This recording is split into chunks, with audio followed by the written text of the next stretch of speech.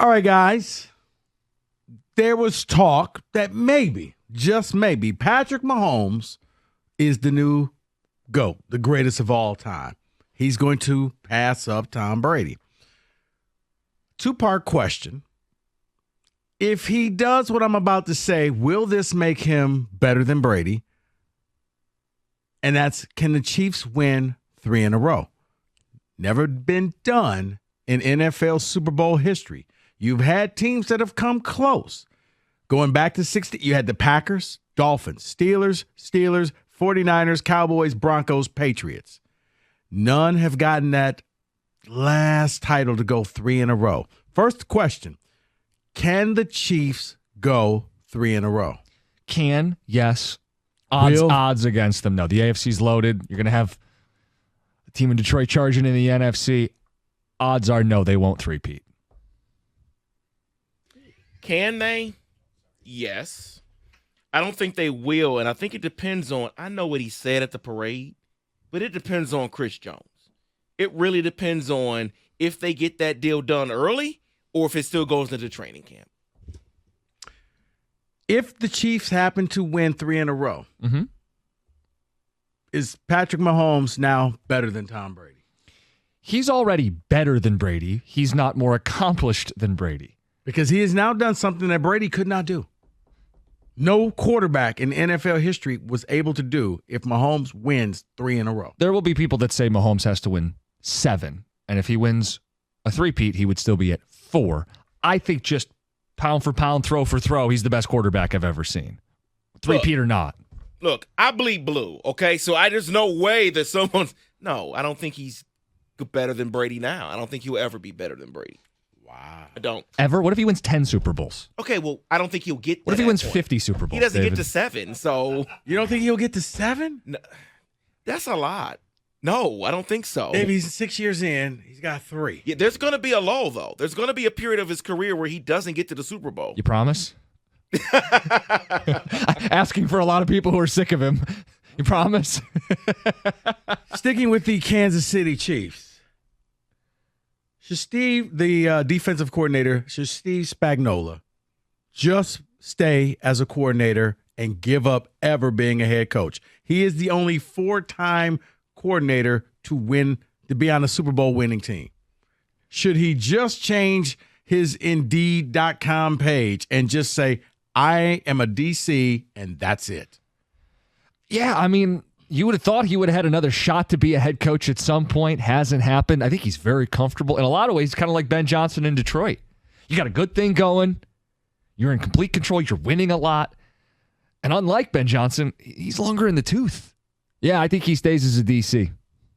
Yeah, it's interesting because there's a quote from him earlier in the year saying he would love to be a head coach again. How did nobody interview this guy? I think he's smart to just stay a DC. Just stay a coordinator. You're good. Keep winning. Because, I mean, that's what I'm thinking. Yeah, you're not cut out to be this, but you know what? You're going to be the highest paid coordinator of all time. Is he the best DC in football? Got to be, right? 4 different Super Bowl defenses, and he's the reason they pivoted. Well, think about this. In this era of the Chiefs to win a Super Bowl. He's the first person they signed. As soon as the Super Bowl was over, he got the first contract. Oh, I missed that. Yeah. Okay, they re-signed him. Yeah, they made sure he was there. Now, it's not Kansas City radio, but the Chiefs are interesting right now. Yep, they're hot. Is Eric Bieniemy going to be the offensive coordinator for the Chiefs? He's without a job right now. Rumor has it they may be bringing him back. Problem is they already got an OC. Do co-OCs. Can you really have a co-OC? I don't know, they do it in college. No, one guy's got to call the plays. Could I see a reunion? I think it's just a little too close to home. Because he left to try to better himself as a head coaching candidate. If you come back, you've admitted you're never going to be a head coach. Yes, no, it's almost you inviting. Wait, we moved past him, right? Now you're bringing him back in the house. But isn't that his best fit? He's not going to be a head coach. He's not. So then be the best position coach you can be on that team where you have familiarity. You sure he's not going to be a head coach one day? Because my thinking is if you're returning, wouldn't it be a package deal and say, look, Andy, 2 years. Oh, like the Jared Mayo thing and then for the Patriots. Where his contract says you're the next head coach whenever he leaves. Why would you promise him that? They promised it to Mayo, so it's possible. It's happened in the NFL before, so it's And the league kept it quiet. The league knew about the Jared Mayo thing, and they said, yeah, okay. Sticking with coordinators, Steve Wilkes fired. San Francisco coordinator, D.C. This man has just led a hard life. I mean, he's been in situations.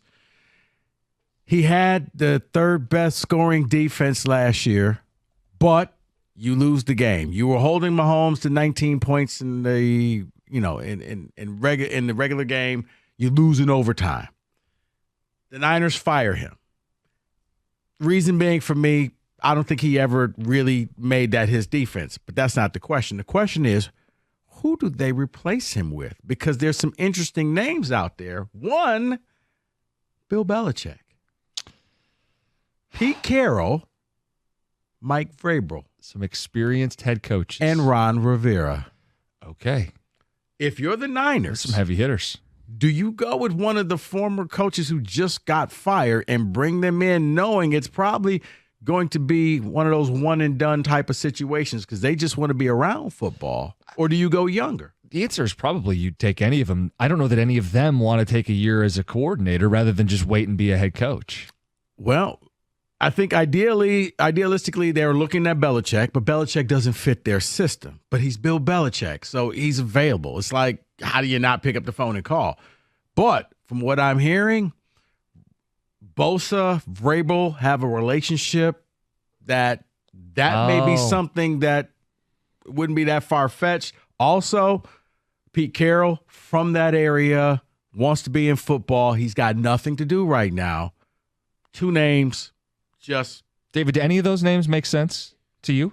No, not to me. A name that makes sense that you did not mention, you talk about relationships, why not Brandon Staley?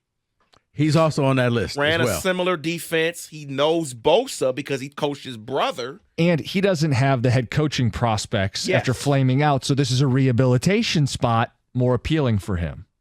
So I said, you go younger. Yeah. So, okay. And Wilkes did get a raw deal, by the way. The only touchdown they gave up in regulation was off the muffed punt, or the.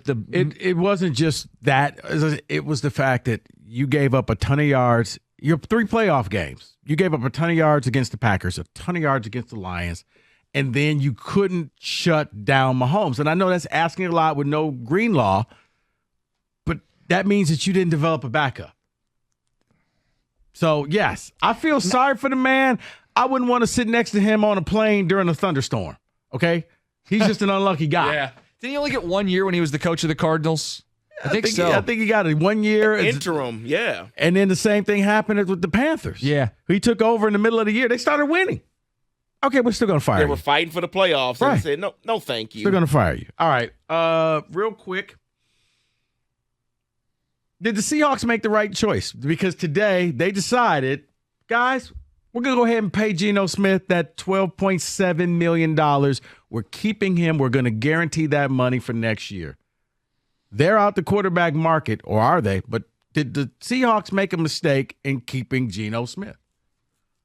I think they're hedging their bets because they still may draft a quarterback and then they don't have to force that guy out onto the field week 1. I think they're covering their ass. Maybe it is JJ. No, that's not high enough. 16th is their pick. That's too low. He's slumming at that point.